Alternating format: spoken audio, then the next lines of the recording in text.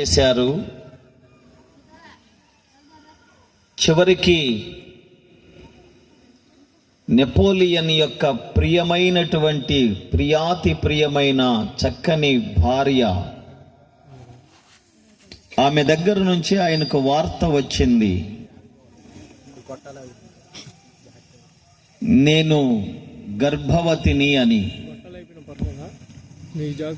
ఆ దేశమంతా కూడా చాలా అద్భుతంగా సంబరాలు చేసుకున్నారు. రాజుగారి రాజకోటలో ప్రతిరోజు కూడా ఆనందం. వార్త తీసుకొని వస్తారని నెపోలియన్ ఎదురు చూస్తూ ఉన్నాడు. మహాచక్రవర్తి లోపల నుండి వార్త వస్తూ ఉంది, నెప్పులు పడుతుందండి, మహారాణి అల్లాడిపోతా ఉంది.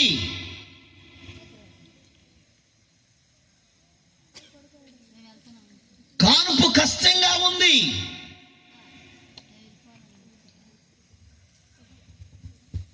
చాలా కాలానికి ఆమెకు సంతానం కలుగుతుంది కదా,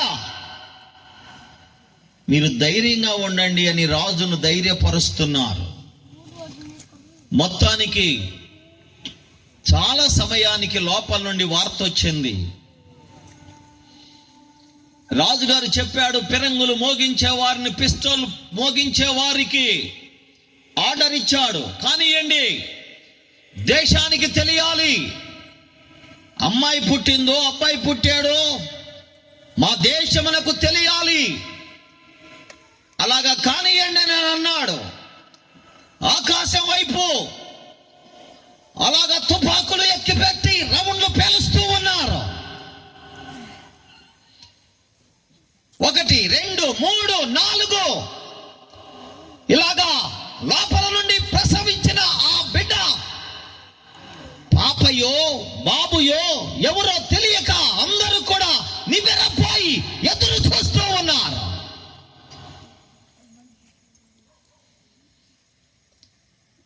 గగన వీధులలోనికి రౌండ్లు పేలుతూ ఉన్నాయి.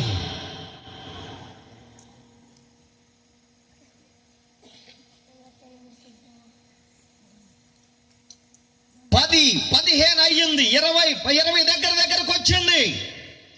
16, 17, 18 పట దేశమంతా పిక్కటిల్లిపోయేటట్టు రౌండ్లు పేలుస్తున్నారు. లెక్కిస్తున్నారు ప్రజలంతా కూడా. 20 రౌండ్లు అయ్యింది, 15 సెకండ్లు ఆగారు. 20 రౌండ్లు గగన వీధులలోనికి అలాగా పిస్టల్తో మోగించారు. సౌండ్ ఆగింది. అందరూ ఊపిరి పీల్చుకున్న వాళ్ళంతా కూడా ఊపిరి విడిచి అమ్మాయి పుట్టిందని అనుకుంటున్నారు. 15 సెకండ్లు ఆగిన తర్వాత మరలా స్టార్ట్ అయ్యాయి, మరలా పేలుస్తున్నారు. దాదాపుగా 80, 90, 100 రౌండ్లు ఆకాశంలో పేల్చి అంతటి కూడా దేశమంతా కూడా అబ్బాయి పుట్టాడని కేకలు వేసేది, ఇదేదో కదిలెత్తున్నట్టున్నారు. దేవుని స్తోత్రం చెప్పండి గట్టిగా, అందరు గట్టిగా స్తోత్రం చెప్పండి. అలాగా పేల్చేసారు, అయిపోయింది. అబ్బాయి పుట్టాడా అమ్మాయి పుట్టాడా? పుట్టిందా? ఎవరు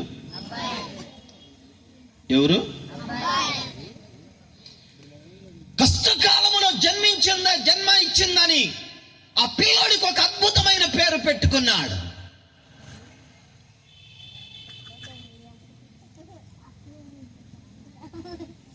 ఫ్రాంకిష్ జోసెఫ్ చార్లెస్ బోయనపాటి ఇలా పేరు పెట్టుకున్నాడు. అల్లారు ముద్దుగా పెంచాడు. కాలు కింద పెట్టకుండగా రాజకుమారుడు, ద గ్రేట్ చక్రవర్తి నెపోలియన్ చాలా అల్లారు ముద్దుగా పెంచుకున్నారు. 20 సంవత్సరాలు వచ్చింది. అతనికి టీబీ వ్యాధి సోకింది. టీబీ వ్యాధితో 20 సంవత్సరాల వయసులోనే నెపోలియన్ చక్రవర్తి కుమారుడు చనిపోయాడు. అతని జన్మం గగనాన్ని అంటేటట్టుగా పెరంగులు మోగించి దేశమంతా కూడా ఆర్భాటముతో మహా గొప్పగా చేశారు. కానీ అతని మరణం సైలెంట్గా ముగిసిపోయింది. మీకు ఒక మాట చెప్పనా? లోకరక్షకుడు, సర్వసృష్టి జగద్రక్షకుడు, భూమిని ఆకాశమును అందున్న జీవరాశులను సముద్రమును నక్షత్ర రాశులను గగన వీధులలో విహరించే ఆకాశ పక్షులను కలుగ చేసిన మహా దేవుడైన నా యేసు, ఆయన జననం చాలా సైలెంట్ గా జరిగిపోయింది. పక్కోళ్ళకు కూడా తెలియలా. సైలెంట్ గా యేసయ్య జననం జరిగిపోయింది. చక్కని పాట పాడారు సహోదరుడు.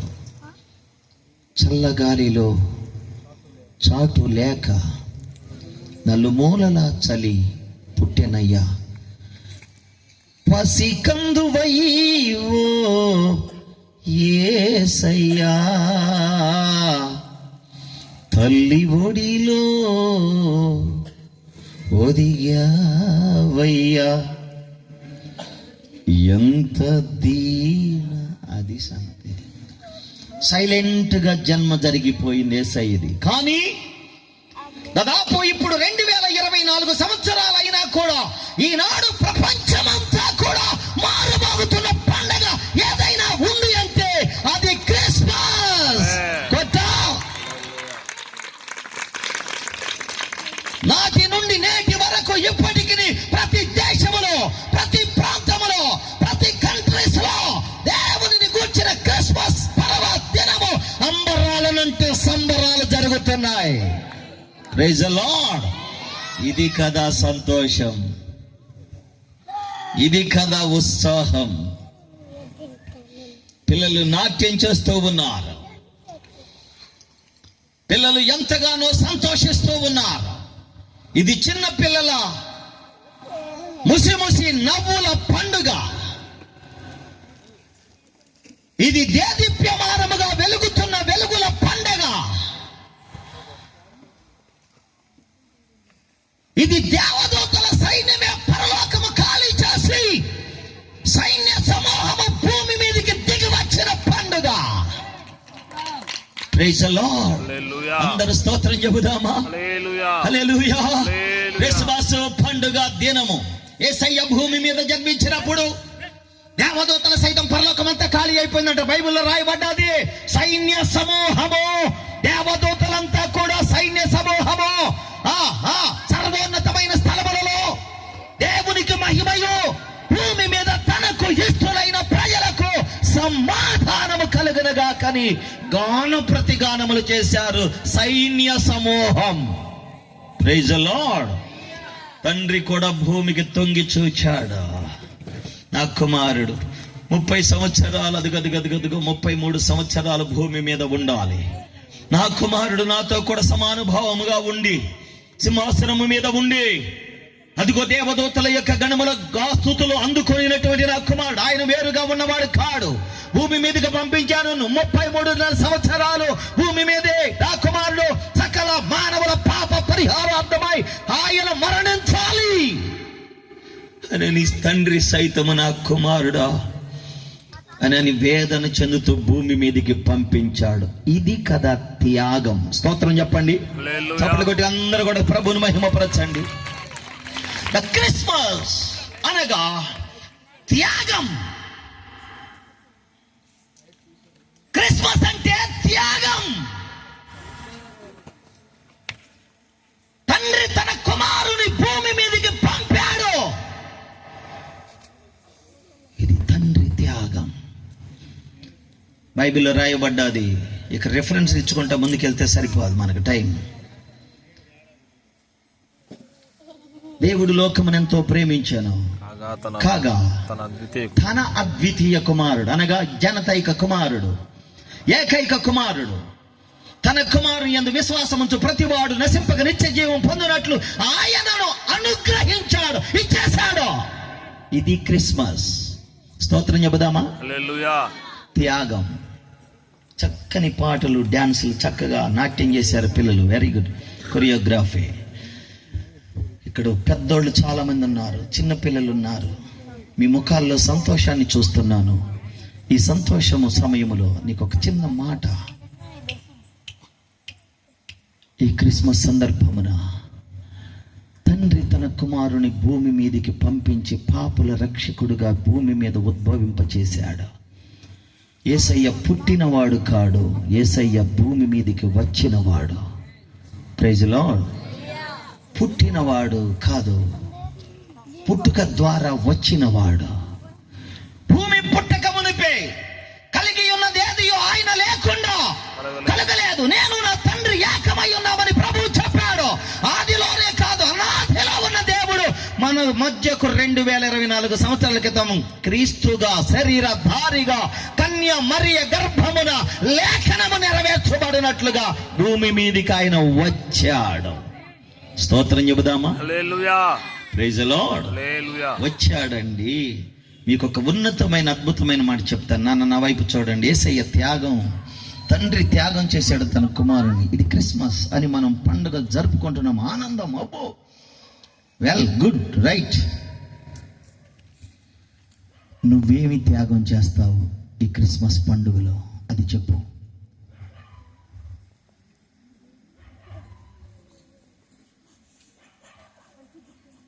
నువ్వేమి త్యాగం చేయగలవు?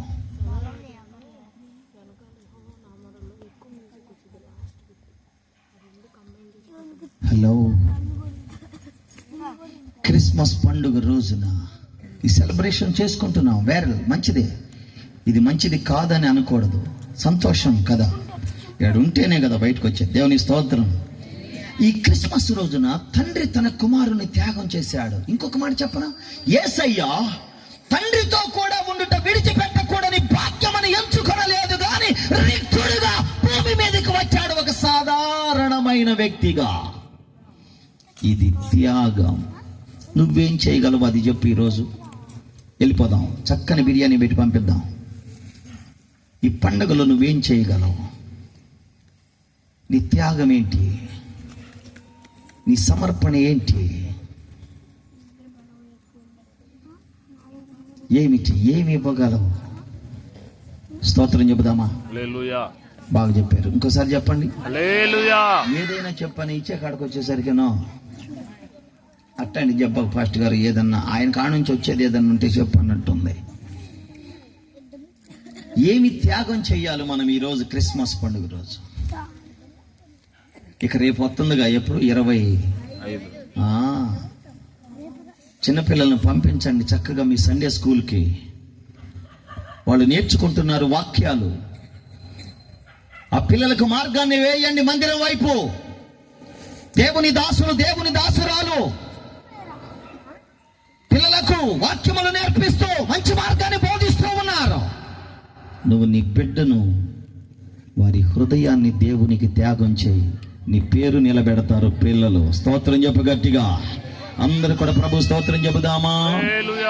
ఏమిటి క్రిస్మస్ పరుగ దినం? ఈ యొక్క క్రిస్మస్ అనేటువంటి మాట 2 భాషల కలయిక. గ్రీకు భాష నుండి క్రిస్టోస్ అనే పదం వచ్చింది. మాస్ అనేటువంటి పదం లాటిన్ పదం. అది ఆ 2 భాషల కలయిక. క్రిస్టోస్ అనగా అభిషేక్తుడు. 2 అర్థాలు ఉన్నాయి. అభిషేక్తుడు, రెండవది ఎన్నిక చేసి పంపబడిన వాడు. మూల భాషలో వెతికితే ఆ పదాలకు అర్థం దొరుకుతుంది మనకి. మాస్ అనగా ఆరాధన, వర్షిప్, ఆరాధన. దేవునిని మనము స్తుతించాలి. ఈ రెండు పదాల కలయిక భూమి మీద, పరలోకపు క్రిస్మస్ భూమి మీద జరిగింది. అదే డిసెంబర్ 25వ తారీఖున జరిగింది. ఇప్పుడు ముందుగానే మన దగ్గరకు వచ్చింది. చప్పట్లు కొడదామా, ప్రభుని మహిమ పరుద్దామా. ఈ క్రిస్మస్ సంతోషం దేవునికి మహిమ కలుగును గాక. ఏమైనా చేయగలడు నా దేవుడు. తమ్ముడు చక్కని పాట పాడాడు. ఆయన మాత్రమే చేయగలడు, ఆయన మాత్రమే చేయగలడు. ఏమి చేయగలడు? యేసు ప్రభు భూమి మీదకి వచ్చుట వలన, పరలోకము నుండి భూమి మీద ఆయన నరవతారిగా జన్మించటం వలన పరలోకమే భూలోకమే పరలోకమయ్యింది. కొట్టు చప్పట్లు కొట్టు. సామాన్యమైన ఆయన కాదు, భూమి మీదకి వచ్చింది. అరే నెపోలియన్ కొడుకు పుడితేనే అంతలా ఉన్నాం, అంత పిక్కలు మోగిచ్చారు. అంతనట్టుంటే సాక్షాత్తు దేవుడే దిగొచ్చాడు అంటే, అయ్యా లోనే వస్తాను. యేసు ప్రభు అక్కడ ఈ ప్లేస్ ఏం place? Karunamaya bricks ground. Yesu ప్రభు వచ్చాడు. ఆయన వచ్చాడు, గడ్డం కూడా పెంచుకున్నాడు, జుట్టు కూడా పెంచుకున్నాడు, అంగి వేసుకొని వచ్చాడు. రా అని అంటే వచ్చి, అయ్యా 3 ఏళ్ళు అప్పు ఉందయ్యా, తెరస్తావా? అయ్యా ఇల్లు సగం అని ఆగిపోయింది, వాళ్ళు కట్టుకున్నారయ్యా, నాకు లేదయ్యా. ఏదైనా చెయ్యి. అబ్బాయికి ఉద్యోగం రాలేదు. పొరపాటున ఇక్కడ గనక ఏసై వస్తే, ఇట్టకి దిగొస్తే ఏ కొకళ్ళ తోక్కొకళ్ళు. అందుకే ఆయన దూరంగా ఉంది. మరే ఇట్ట పుట్టకూడదురా అని హృదయాలలో పుట్టడానికి ఇష్టపడ్డాడు నా యేసు. అందరూ స్తోత్రం చెబుదామా. ఆయనకేమో కారు, ఈయనకేమో బైకు, ఆయనకేమో సైకిల్, నాకేమో ఏమి లేదు. వాళ్ళు ఇల్లు కట్టుకున్నారు, వీళ్ళు పెళ్లి చేశారు, వాళ్ళకి ఉద్యోగం ఉంది, వీళ్ళకి ఉద్యోగం లేదు. వాళ్ళు ఎట్ట బతుకుతున్నారు, వీళ్ళు బాగానే ఉన్నారు. వాళ్ళకు ఉంది, నాకు లేదు. ఆమె గొలుసుకుంది, నాకు లేదు. ఆడికి అప్పు పోయింది, నాకు ఉంది, అట్టగే ఉంది. ఏందయ్యా ఇదే? ఎట్టెందుకు చేసావయ్యా? నన్ను ఎట్టెందుకు చేసావు? నల్లటోడు వచ్చి అడుగుతాడు, ఎర్రగా నన్ను ఎందుకు చేయలేదయ్యా అని. ఒక్కొక్కళ్ళు లాగుతారని ఆయన అట్టగుండి ఎట్ట పుట్టకూడదురా అని ఆయన పుట్టిన ప్లేస్ మరుగుగా ఉంచాడు. Praise the lord. మరుగుగా ఉంచాడు. నా ప్రియమైన దేవుని బిడ్డలారా, ఎందుకు బెత్లెహేములో జన్మించాడో ఆ విషయాలు చెప్పాలి. కాసేపు టైం అయిందిలే, ఏమనుకోబాకండి. ఇంకొక 20 నిమిషాల్లో ముగిస్తాను నేను. దేవునికి స్తోత్రం. యేసయ్య పుట్టింది ఎక్కడ? ఎక్కడ? బెత్లెహేం. దేవదూతలు సైతం అలాగా పొలములో గొర్రెలు కాసుకుంటున్నటువంటి గొర్రెల కాపరు దగ్గరకు దేవదూత వచ్చి మాట్లాడుతా ఉంది. ఒక్కసారిగా వెలుగు ప్రకాశించింది, భయపడిపోయింది. కథ అంతా మనకు తెలిసేది. ఎప్పుడో వింటున్నాం ప్రసంగాలు, చాలా కాలం ప్రసంగాలు వింటున్నాం. దాదాపు మనం బతికిన కాడ నుంచి, బట్టలు కట్టుకున్న కాడ నుంచి దైవజనులు, భక్తులు, దేవుని దాసులు క్రిస్మస్ ఆరాధన ద్వారా ఇలాగ సెలబ్రేషన్ ముందుగా అడ్వాన్స్డ్ గా చేసిన ఈ క్రిస్మస్ ద్వారా ఎన్నో ప్రసంగాలు విన్నాం. మాట చెప్పనా, ఏమి చేశావు ఇన్ని ప్రసంగాలు ఈని? అది క్వశ్చన్. మొట్టమొదటిసారి క్రిస్మస్ ప్రసంగం చేసిన వ్యక్తి పేరు చెప్పండి మీరు. మొట్టమొదటిసారి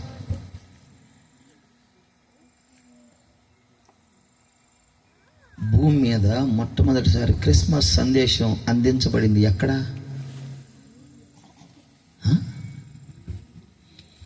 పొలంలో. ఎవరు చెప్పారు? దేవదూత. ఆ వర్షిప్ టీం ఎవరో తెలుసా? దేవదూతల సైన్యమే. పాటలు పాడారంట అక్కడ. Praise the lord. పాటలు పాడారంటే ఎవరికి చెప్పారు?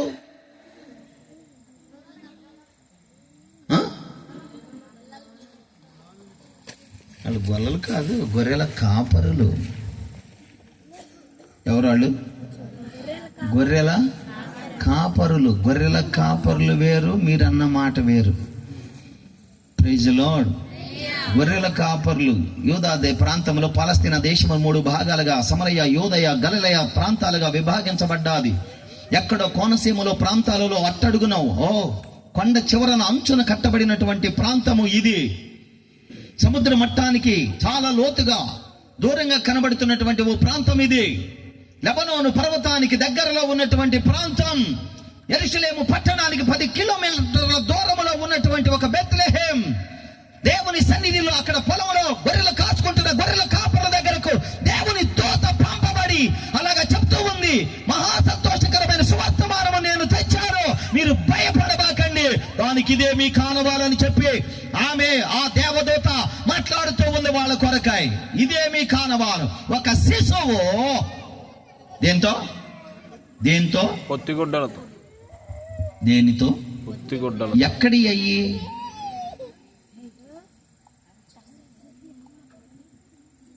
పొత్తిగుడ్లు ఎక్కడి? పొత్తిగుడ్ల కొత్త గుడ్ల? మాట్లాడయ్యా అయ్యా, పొత్తిగుడ్ల కొత్త గుడ్ల అయ్యా ఎక్కడి?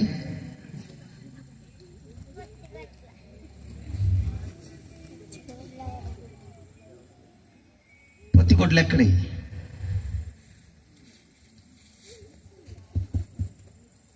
కైసర ఐగుస్తు వలన ఆజ్ఞ పొంది మొట్టమొదటి ప్రజా సంఖ్య రాయించబడడానికి యోసేపు నజరేతు నుంచి బయలుదేరాడు బెత్లెహేము ప్రాంతానికి. యోసేపు వెళుతూ నిండు గర్భిణి అయినటువంటి మరియను కూడా తీసుకొని వెళతా ఉన్నాడు. అప్పటికి ఎన్నో నిందలు పడ్డాది, బాధలు పడ్డాది. హడావుడిగా బయలుదేరారు. ముందుగానే మనకులాగా హాస్పిటల్కి వెళ్ళేటప్పుడు దుప్పటి తీసుకొని పోతాం, ముందు తర్వాత సంగతి ఎట్టపోయి అట్టుంటుందనని. దుప్పటి దిండు, దుప్పటి దిండు.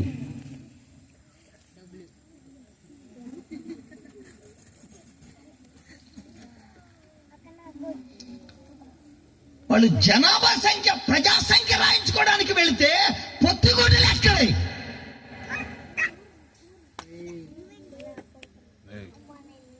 క్రిస్మస్ పండుగ, క్రిస్మస్ రా ప్రభు పుట్టుకరా, భలే సంతోషమే మది నిండెనురా, పువ్వులతో ప్రభు పాదములను పూజింపగ వేగమే రోరండో, లేరా క్రైస్తవుడా రా సుదినమిదేరా, వరములు రేడు వెలసెనురా. కదా, త్వరగా వెళ్ళిపోయారుగా జనాభా సంఖ్య రాయించుకోవడానికి. వెళ్ళిపోతే వాళ్ళ కాడ ఎక్కడ ఏంటి? ఈ పండగ ఒక్కళ్ళకైనా కొత్త బట్టలు కొనకపోతే ఉంటుందా ఇంట్లో? ఆయనకేమో పొత్తిగుడ్డలు, మనకేమో కొత్త గుడ్డలు. మామూలుగా ఉండదు. ఆయన ఈ కట్టుకున్నాడు కనుక మనకి ఇవి వచ్చినాయి. స్తోత్రం చెప్పు, గట్టిగా గట్టిగా స్తోత్రం చెబుదామా, సపట్లు కొట్టి ప్రభుని మహిమ పరుద్దామా. ఆయనగా ఈ చుట్టారు అంతే. అది ఎందుకు చుట్టారో ఒక మాట చెప్పి నా మాటలకి ముగిస్తానులేండి. అవి ఎందుకు చుట్టారో చెప్తాను, అవి ఎందుకు చుట్టారో చెప్తాను, వినండి. పస్కా గొర్రె పిల్లను యాజకుడు వధించడానికి పాత నిబంధన కాలములో ప్రత్యేకంగా గొర్రె పిల్లను సిద్ధపరుస్తారు. ఆ గొర్రె పిల్లను యూదులలో నుండి గొర్రెలు కాసేటువంటి వారు, ఏది ఇందాక మనం చెప్పుకున్నామే గొర్రెల కాపర్లు, వాళ్ళు మనకులాగా అక్కడ ఈ కులాలు అవి అట్లాంటివి ఏమి ఉండవు, యూదులే వాళ్ళు. కాకపోతే గొర్రెలు కాసుకునే వాళ్ళని చిన్న చూపు చూస్తారు. ఒకటి, గొర్రెలు కాసుకునే వాళ్ళని ఆరాధనకు మందిరంలోకి రానియరు. 2, గొర్రెలు కాసుకునే వాళ్ళు ఏదైనా కానీ సాక్ష్యం చెప్పడానికి వస్తే వాళ్ళ సాక్ష్యం పారదు, ఒప్పుకోరు. అయ్యా వాడిని పొడవటం నేను చూశాను అయ్యా అని చెప్పాడు అనుకో, నువ్వేం చేస్తావు? గొర్రెలు కాసుకుని బా అంటారు. మెలకుండా వెళ్ళిపోవటమే, చెల్లదు. అట్టగా తీసివేయబడినోళ్ళు ఈ గొర్రెల కాపర్లు. అది ఎందుకు చుడతారంటే, వాళ్ళు తొలిచూలు గొర్రె పిల్ల, కొదం పిల్ల, కొదం అంటారులే, మొట్టమొదటిసారి కొనేదాన్ని కొదం పిల్ల అంటారు. అది మొట్టమొదటి పిల్లను పెట్టిందంటే, గొర్రె ఒక పిల్లే పెట్టేది, మేక అయితే 2 కంచె మేక అనుకో 4, 5 కూడా టపా దిగుతాయి. గొర్రెలు కాసినవాడిని కాబట్టి నాకు తెలుసు. స్తోత్రం చెప్పు గదా. గొర్రె పిల్ల మొట్టమొదటిసారి లేతది, మొదటి కాన్పు, మొదటి కానుపులో మొట్టమొదటిగా పుట్టిన మగ పిల్ల అది పుడితే దాన్ని తీచూచి దాన్ని ఆ అరికాలు మొదలుకొని తల వరకు చెవుల వరకు ఎక్కడ ఏదైనా లోపం ఉందేమని చూచి నోరు తెరిచి చూచి అది ఏ లోపము లేనిదైతే దానికి ఒక గుడ్డ జొడతారు. అది మందలో నుంచి సపరేట్ చేస్తారు. ఒక ప్రత్యేకమైన తొట్టిలో పెడతారు. దాన్ని తల్లికి పాలు ఇచ్చేటప్పుడు కూడా చేతిలో నుంచి కింద పెట్టరు. దాన్ని పాల కొరకు తల్లి దగ్గరకు తీసుకెళ్ళినప్పుడు కూడా దాన్ని నుంచోబెట్టి తాగు అని అనరు. చేత్తో పట్టుకొని ఆ గుడ్డ ఊడదీయకుండా జాగ్రత్త చేస్తారు. అట్లాగే అది పాలు తాగిన తర్వాత మళ్ళీ తీసుకొచ్చి తొట్టిలో పడుకోబెడతారు. ఎన్నాళ్ళు ఇది అంటే అది బలికి సిద్ధమయ్యే వరకు యాజకుడు వచ్చి, ప్రధాన యాజకులు వాళ్ళు బయలుదేరి వచ్చి, ఏది నీ కాడ పిల్ల ఉందంటగా, గొర్రె పిల్ల సపరేట్గా పెంచావంటగా, అవును బాబు ఏది చూపి అని అంటే దగ్గరికి వెళ్ళి అప్పుడు ఆ వస్త్రాన్ని తీసి అది మందలోకి ఎందుకు పంపిరంటే వేరొక గొర్రెలు దాన్ని తొక్కు తీయమోనని. గొర్రెకి సీవుడు ఎక్కువ, తెలుసా మీకు ఈ సంగతి? మీకు తెలియదు. ఈ కాలం వస్తే ఒకటే పీలుతూ ఉంటాయి. ఏంటి? గొర్రెలు. దేనైనా మేక శుభ్రంగా ఉంటుంది కానీ గొర్రెకి అదేం తెలియదు. తల వంచి లోపల పురుగు ఉంటుంది, తెలుసా మీకు? తలలో గొర్రెకి పురుగు ఉంటుంది. అది ఏం చేసేద్దంటే చెయ్యి అని సీదిద్ది, ఇదిలిచ్చింది ఇట్ట, అది వెళ్ళిపోయి ఆడబడిద్ది. అందుకని దీన్ని ముక్కు తెరిచి పరీక్షిస్తాడు యాజకుడు, నోరు తెరిచి పరీక్షిస్తాడు యాజకుడు. దానికి ఏమన్నా మకిలేమన్నా అంటిందేమోనని దాని శరీరం అంతా కూడా పరీక్షిస్తాడు. ఎక్కడ ఏ డాగు లేకుండా ఉంటే దాన్ని బలి కొరకై యాక్సెప్ట్ చేస్తాడు. అయితే విను, నా యేసయ్యను పొత్తిగుడ్డలతో చుట్టి పడుకోబెట్టింది ఎందుకో తెలుసా?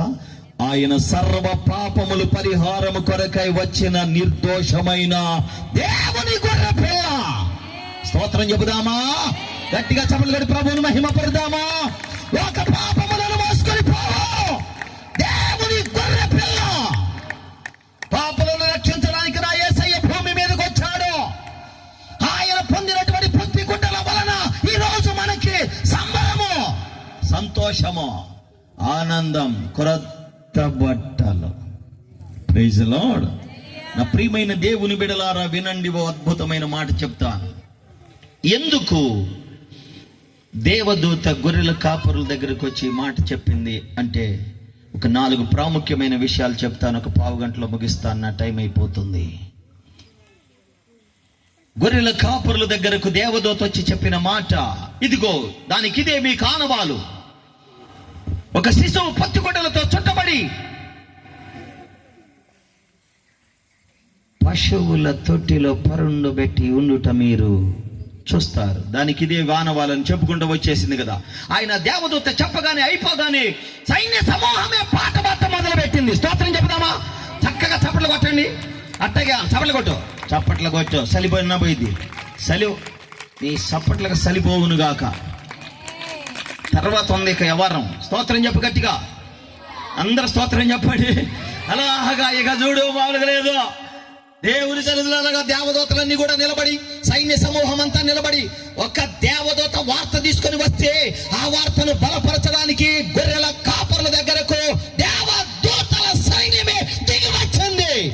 నా యేసయ్య వార్త చెప్పడానికి ఎంత సైన్యం! దేవునికి స్తోత్రం. నేనేమో మాట, అయ్యగారేమో పాట, ఇంకొక అయ్యగారు ప్రార్థన. ఇది కదా ప్రకటన. దేవునికి స్తోత్రం. పిల్లల నాట్యం, అదిగో వార్తలు, చక్కగా పాటలు, దేవుని యొక్క మాటలు వినబడుతూ ఉన్నాయి.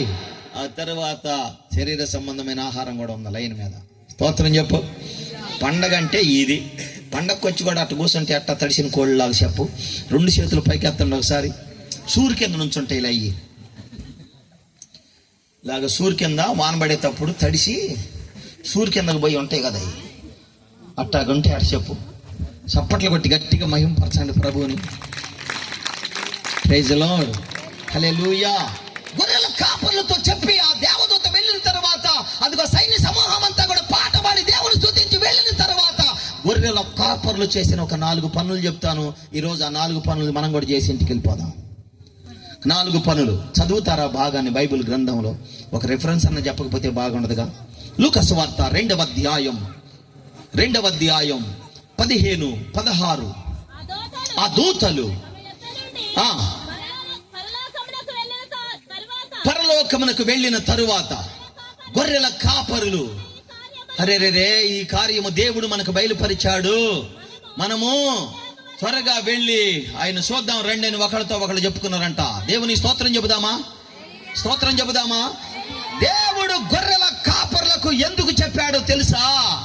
తోసివేయబడిన వారిని వెలుగులోకి తేవాలని, తీసివేయబడిన వారిని వెలుగులోకి రప్పించాలని.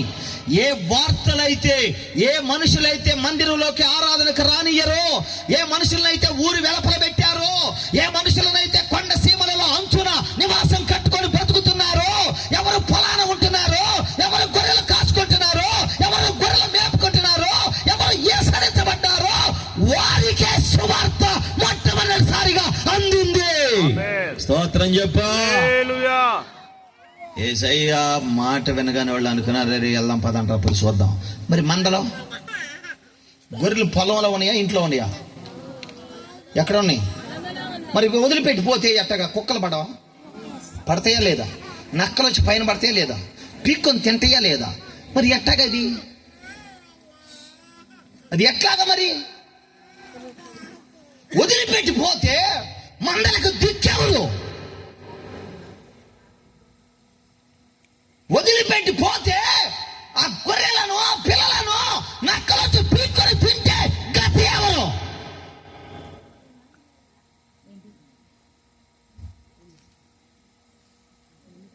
ఏందిరా ఆడకరా వెళ్ళేదే అన్నాడు పెద్ద ఆయన. వాళ్ళల్లో ఇంకోటి అంటాడు, దెయ్యం ఏమైనా పట్టిందేరా? మనం వెళ్ళేది ఆడకనుకున్నా, ఆడకి కరుణామయ్య బ్రిక్స్ గ్రౌండ్కి రా. తలుపేసేవో లేదు, తాళం వేసేవో లేదు, దొంగలు పడుతున్నారంటగా, ప్రచారం చేస్తున్నారంటగా, తిరుగుతున్నారంటగా. తలుపేసి తాళం వేసావా? వెళ్ళారు లేచి, మర్చిపోయి వస్తారు కొంతమంది. అట్టాగే ఎవర్రా దిక్కు ఆ గొర్రెలకే? వాళ్ళల్లో ఒక ఆయన లేచి అంటాడు, మనం వెళ్ళే దేవుడు కాడ దేవుడే చూసుకుంటాడు పదండ్రా అన్నాడు. కట్టి చక్కగా చప్పట్లు కొట్టు. నువ్వు దేవుని పని చేస్తే దేవుడు నీ పని చేస్తాడు, ఆయన పని నువ్వు చేస్తే నీ పని ఆయన చేస్తాడు, ఆయనే చూసుకుంటాడు. మన దేవుడు చూసే దేవుడు కాదు, చూసే దేవుడే కాదు, చూసుకునే దేవుడు. Praise the lord. ఈ డబ్బులన్నీ ఆయనే చూసుకుంటాడు. దేవుని స్తోత్రం. అందరు స్తోత్రం చెప్పండి. ఈ పండక్కి, క్రిస్మస్ పండక్కి, సెలబ్రేషన్కి అలాగా మనం భోజనాలు పెడదామని అని ఊరకనే అన్నారంటగా. దేవుడే చూసుకున్నాడు అంటగా. అన్ని చూసుకున్నాడా లేదా? మాట్లాడతారేమో చూడాలి, ఇటు అంటున్నారు. అంత నాకేం భయం పడుతుంది. ఇప్పుడు దాకా వాళ్ళు ఇట్టాగిట్టాగానే అన్నారు. నేను ఆవిడ కూర్చుంటే నాకు కూడా ఊగుతుంది తలకాయ. కాసేపు ఉంటే నేను కూడా ఊపేటట్టున్నాను. ఎప్పుడు పైకి పిలుస్తారా రెడ్డి చూస్తా ఉన్నారు, వాళ్ళే ఊపుతారు. అయ్యగారు వాళ్ళ అమ్మాయి అయితే మరీ అంటే ఆ బొమ్మ మొఖాన్ని తగిలించుకొని అవి మామూలుగా లేదు. ఈ పిల్లలందరూ కూడా ఎంత బాగా వేసారో. దేవుని స్తోత్రం. నానా నువ్వు దేవుని పని చేయి, దేవుడు నీ పని చేస్తాడు. చూసుకునే దేవుడు నా దేవుడు.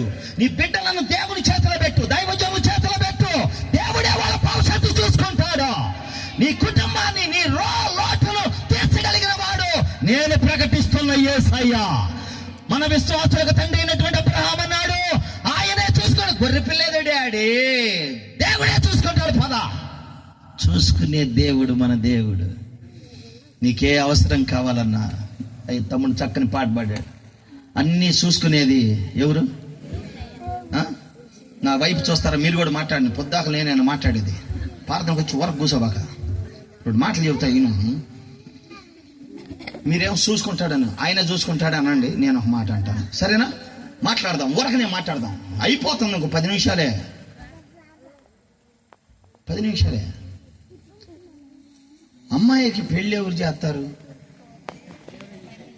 మీరు ఇప్పుడు అనాలా, ఏమని అనండి, గట్టిగా అనండి. అప్పు ఎవరు తీరుతారు మనకి? అనండి గట్టిగా. ఇంకా సచ్చేందుకు అనేది కూడా అడిగి రోగం ఎట్టబోయిద్ది? ఈ ఇల్లు ఎట్ట కడదాం? ఇది చదివెట్టొచ్చింది. చూసుకునే దేవుడు నీకున్నాడు. అన్ని చూసుకొనును గాక, సమస్తమును చూసుకొనును గాక అని బయలుదేరారు. వాళ్ళంతా కూడా మందలు వదిలిపెట్టేశారు. క్రిస్మస్ అంటే త్యాగం. మందలు వదిలిపెట్టే దేవుడే చూసుకున్నాడు. పాయలపా త్యాగం చేశారండి. మందలు కూడా త్యాగం చేశారండి. ఇంకో మాట చెప్పనా, పశువులు అంట తొట్టిని త్యాగం చేసినాయి అంట. పశువులు తొట్టిని ఏం చేసినాయి? అది మేత తొట్టో నీళ్ళ తొట్టో కానీ అక్కడే కూర్చున్నాయి అంట. పశువులన్నీ కూడా అట్టగా చూస్తున్నాయి అంట. యేసుప్రభుని బండేసిన తర్వాత అవన్నీ అట్టగా ఉన్నాయి అంట. పిల్లదోడ అందంట పెద్దదాన్ని, అమ్మ మమ్మీ బౌ దప్పిక అవుతానయ్యా మమ్మీ, ఆ పిల్లోని తీసుకొచ్చి బండేశారు అయితే, ఆ పిల్లోని తీసుకొచ్చి ఆడ పడేసి నాకు దప్పిక అవుతున్నాయి మమ్మీ అంటుంది. ఎవరు? పిల్లదోడ పెద్దదాన్ని. అదే అంటది ఊరిక పిచ్చిదానే. ఆయన ఎవరు అనుకున్నా? జీవజల నదులు పొర్లి ప్రవహింపజేసే దేవుడు. దేవునికి స్తోత్రం. ఆయన జీవాధిపతి. చచ్చిపోతానేమోనమ్మా, నువ్వు సావు, జీవాధిపతి నా యేసు. త్యాగం చేసినాయండి. ఎన్ని రోజులు పడుకోబెట్టినా ఈ నీళ్లు తాగలేదంట. అట్టాగే ఉంది. నువ్వేమి త్యాగం చేయగలవో చెప్పు. పశువులు త్యాగం చేశాయే తొట్టిని. క్రిస్మస్ అంటే త్యాగం. రేపు పండుగ రోజు, ఈరోజు ఆ భోజనాలకు కారణం ఏంటో తెలుసా? మీకు లేక కాదు, మీకేదో మీరు తినరని కాదు తెచ్చి పెట్టింది. దేవుని బిడ్డలు సహాయం చేసింది కూడా ఎందుకో తెలుసా? ఈ పండుగ రోజునైనా కొంతమందికి గుప్పెడు మెతుకులు పెట్టి ఆకలి తీరుద్దామని ఒక ఆశ. స్తోత్రం, స్తోత్రం. వాళ్ళు ఒక కట్ట బియ్యం ఇచ్చినా, ఒక రూపాయి ఇచ్చినా, ఒక కానుక ఇచ్చినా దేవునికి త్యాగం చేస్తున్నారు వాళ్ళ కష్టార్జితమును. ఇది త్యాగం. నేనంటాను డబ్బే కాదు, ధాన్యమే కాదు, బియ్యమే కాదు, కూరలే కాదు, ఇంకోటే కాదు. నీ జీవితాన్ని ఇచ్చి చూడు, నా దేవుడు గుర్తింపు చేసేటట్టు చేస్తాడు. రెండు చేతుల పైకి స్తోత్రం చెబుదామా? నీ హృదయంలో చోటిచ్చి చూడు. ఏ ప్రజలకు గుర్తింపు లేదు. అసలు పశువులతోటి బైబిల్లో రాయబట్టం అంటే మాటలు కాదు. నీ పేరు ఉందో లేదో కానీ నా పేరు మాత్రం ఉందాడా? ఇంకొద్దిగా మేము ముందు వస్తే బాగుండు. మా సురేష్ని ఎక్కించేవాళ్ళని, డ్యాన్స్ బ్రహ్మాండంగా ఎత్తాడు వాడు. నిజం ఉందా? ఇప్పుడుందా? ఉందంటలే. మా వాడిని ఎక్కిస్తాం, భలే ఎత్తాడు వాడు. బాగొచ్చు. నాకు నిన్న చెప్పకపోతే మన వాడిని తెచ్చేవాడిని, డ్రెస్ వేసి తెచ్చేవాడిని, టక్ వేసుకొని. చిరంజీవా ఊళ్ళో మీరు వేసేవాడు బాగా వేస్తాడు. కాకపోతే ఈ స్టేజీ చాలదు మాకు, ఈ స్టేజీ చాలదు మాకు. ఎగిరితే అంత ఎత్తు ఎగిరి దిగితే స్టేజీ కింద ఉంటాడు వీడు మా ఓడు. నిజమే. ఏమిటి నాన్న నీ త్యాగం ఏం చేయగలవో చెప్పు. ఈరోజు రేపు క్రిస్మస్ పండుగ వస్తుంది. ఒక ఇద్దరికైనా ఒక క్రొత్త బట్టలు ఏమైనా కొనిగీయగలవా? ఒక్కళ్ళకైనా. ఏ ఓపిక లేదు. కచ్చీపు ఒకటి కొని దిక్కులేని వాడి దగ్గరికి వెళ్ళి ఒక దుప్పటి, అయ్యగారు నేను ఈ పని చేయబోతున్నాను, ఇదిగో దుప్పటే కొంటావో, దిండేది ఎత్తావో, ఏదో ఒకటి చేయని ఒక రూపాయి అయ్యగారికి ఇచ్చి చూడు. మీరిచ్చిన ప్రతి పైసా సేవలోనే వాడబడుతుంది. అందరూ స్తోత్రం చెప్పండి. చప్పట్లు కొట్టి ప్రభుని మహిమ పరుద్దామా? మీరిచ్చిన ప్రతి పైసా దేవుని సేవకే వాడతారు. దాచిపెట్టుకోవటం మొదలు పెడితే బెన్హీన్ గారు ఇప్పుడు ఎక్కడో ఉండేవాడు, ఎక్కడ ఉండేవాడు కాదు. అదేగా మరి దాచుకునేవాడి కాదు. దేవుని సన్నిధిలో అదుగదుగో దేవుడు ఆశీర్వదించాడు. ఇంతగా ఆత్మీయ బిడ్డలలో దేవుని వాక్యమును వెదజల్లాలని, అనేకులకు దేవుని స్వార్థ ప్రకటించాలని, దిక్కులేని వారిని ఆదరించాలని, గుప్పడి మెతుకులు పెట్టి దేవుని స్వార్థ ప్రకటించాలని, ఇలా ఈ యొక్క సభలో ఇలా జరగాలని దేవుని సన్నిధిలో ఏర్పాటు కలిగి ప్రేరేపించబడి దేవుని ఆత్మచేత బోధించబడి ఈ రోజు ఈ ఏర్పాట్లు చేశారు. నీ త్యాగం ఏంటి? ఈ రోజు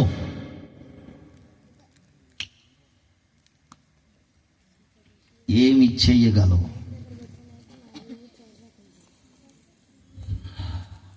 వెండి బంగారాలు అక్కర్లేదు. నీ హృదయములో